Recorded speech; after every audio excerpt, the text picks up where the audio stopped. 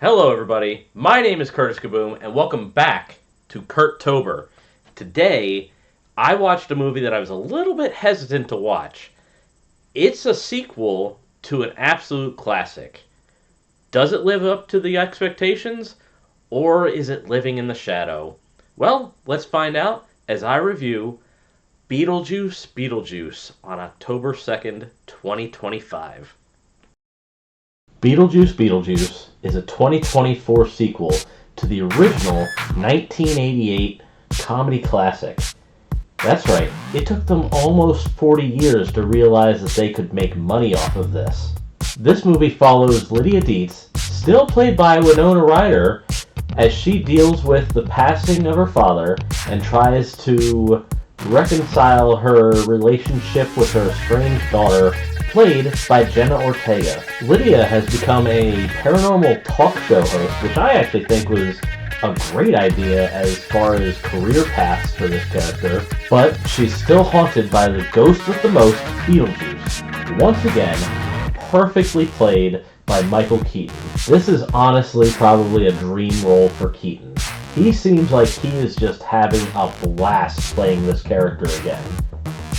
But this time around, Beetlejuice might be the one that's in trouble as he's hunted by his ex-wife, who starts off her killing spree by killing none other than a Drano-drinking Danny DeVito.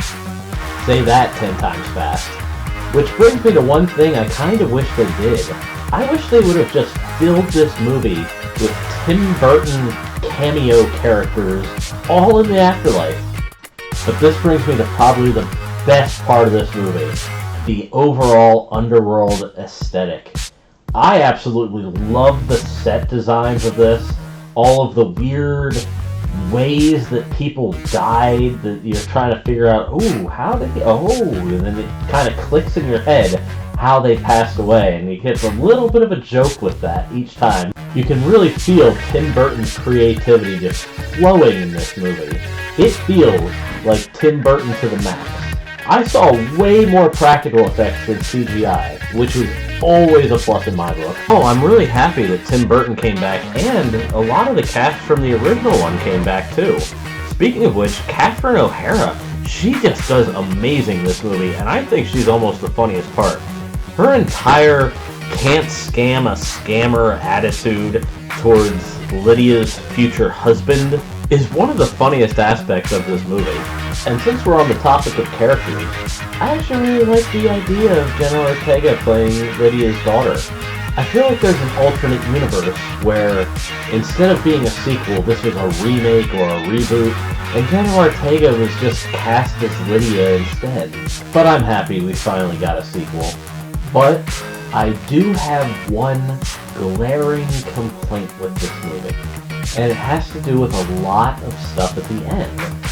All of the plot threads, all of the fill-ins, everything that happens at the end just feels so rushed. It's okay because it still gives the movie a lot of room to breathe throughout it, but the movie feels like it moves from plot point to plot point pretty fast. Maybe if the climax wasn't an almost full rendition of MacArthur Park, maybe they would have had more time for the villains. I get what they were going for. They were trying to make a new Day-O scene, but it just doesn't work the same when you do it a second time. In fact, a lot of the movie might suffer from reference-itis. It's not a bad thing. It still works, and it's still funny. So, it's not that much of a complaint, but it does need a little bullet point here.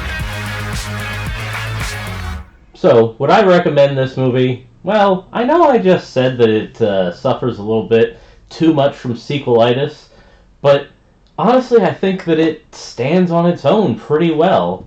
It's still a very fun movie, and it's nice to see all these actors return to a creative world that I think honestly is a yes, I recommend it.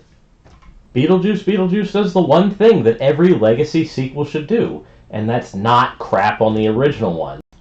But what did you think if you've seen it? I really like this movie, and I hope you do too. Make sure you subscribe, talk to me down below. I'll see you tomorrow.